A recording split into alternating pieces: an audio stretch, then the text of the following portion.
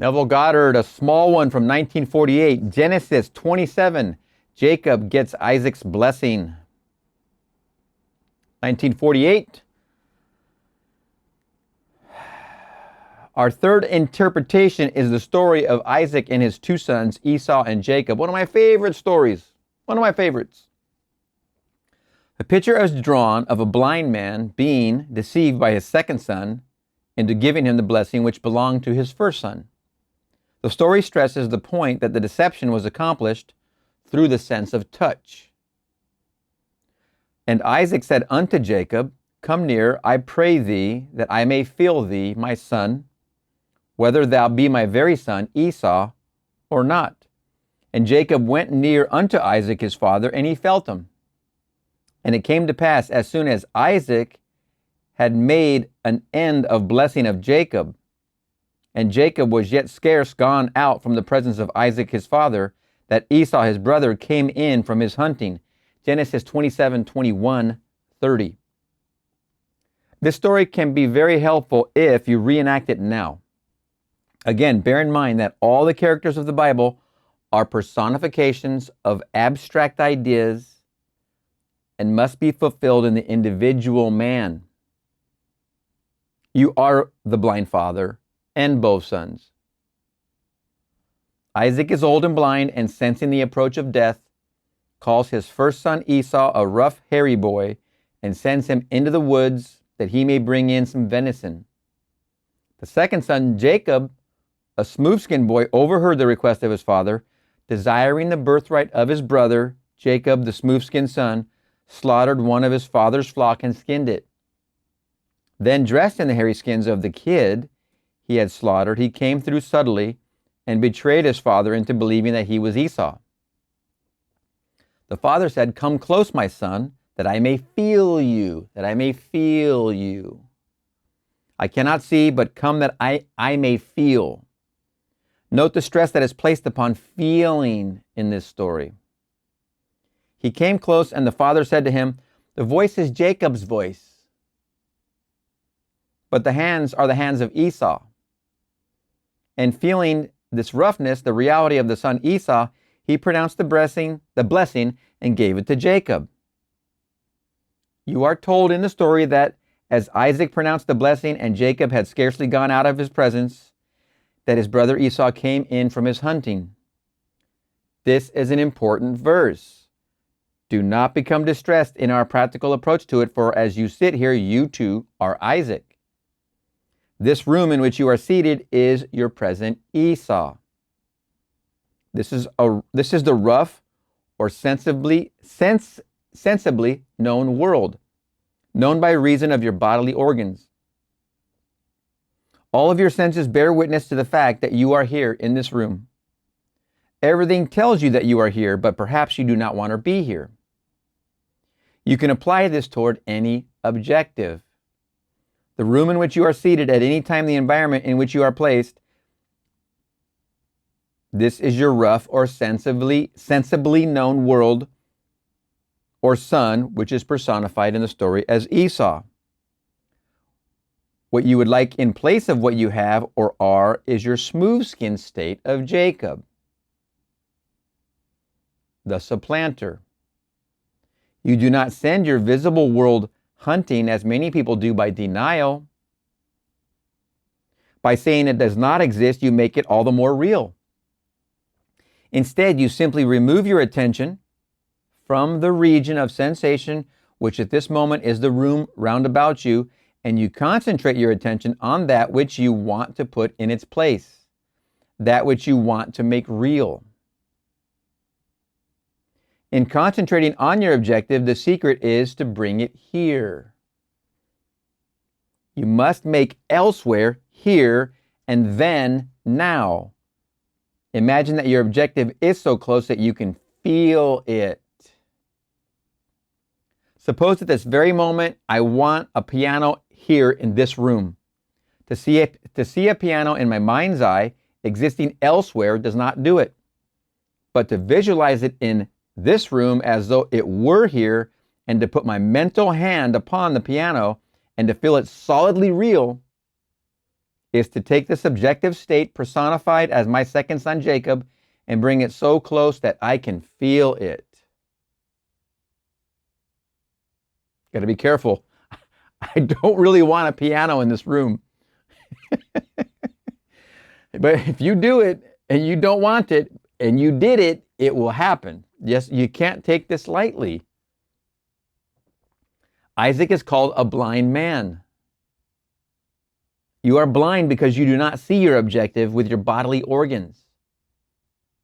You cannot see it with your objective senses. You only perceive it with your mind, but you bring it so close that you can feel it as though it were solidly real now.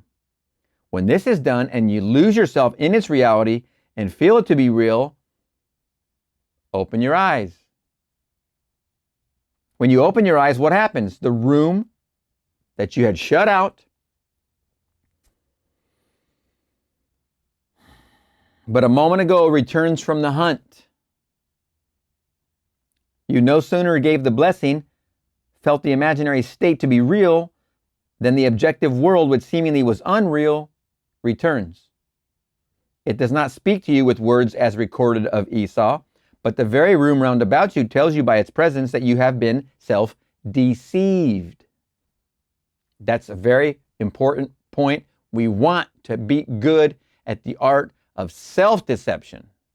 Not self-deception, not deception for the profit from another to feed yourself, but deception and self-deception, meaning the deception is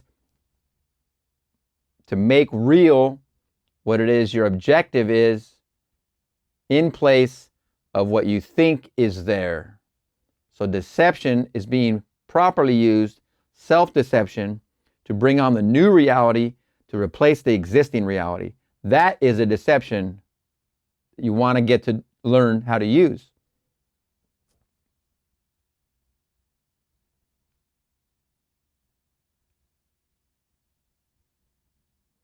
I might be repeating. It tells you that when you lost yourself, no, I'm not. It tells you that when you lost yourself in contemplation, feeling that you were now what you wanted to be, feeling that you now possess what you desire to possess, that you were simply deceiving self. Look at this room. It denies that you are elsewhere. If you know the law, you now say, even though your brother came through subtly and betrayed me and took your birthright, I gave him your blessing and I cannot retract. As I just said, be very careful. Don't take this lightly, as in Neville's words. Cannot retract. That blessing's going to happen. In other words, you remain faithful to this subjective reality and you do not take back from it the power of birth. You gave it the right of birth and it's going to become objective within this world of yours. There's no room in this limited space of yours for two things to occupy the same space at the same time. By making the subjective real, it resurrects itself within your world. Take the idea that you want to embody and assume that you already it. Lose yourself in the feeling. Lose yourself in feeling. This assumption is solidly real. As you give it this sense of reality, you have given it the blessing which belongs to the objective world. Remember, subjective is your subconscious. Objective is the world of what you see. Repeating. Take the idea that you want to embody and assume that you are already it. Lose yourself in feeling this assumption is solidly real. That's going into the subjective. You're impressing the subjective. Lose yourself. As you give it this sense of reality, you have given it the blessing which belongs to the objective world. And you do not have to aid its birth any more than you have to aid the birth of a child or the seed of a plant in the ground. The seed you plant grows unaided by a man, for it contains within itself all the power and all the plans necessary for self-expression. You can, this night, reenact the drama of Isaac, blessing his second son and see what happens in the immediate future in your world. Your present environment vanishes. All the circumstances of life change and make way for the coming of that to which you have given your life. As you walk, knowing that you are what you want it to be, you objectify it without the assistance of another. Let us go into the silence. What is it, that objective of yours? See it right now. I am. What is your objective? What is the point of your desire? See it as real now. Feel satisfied. You are in its presence right now.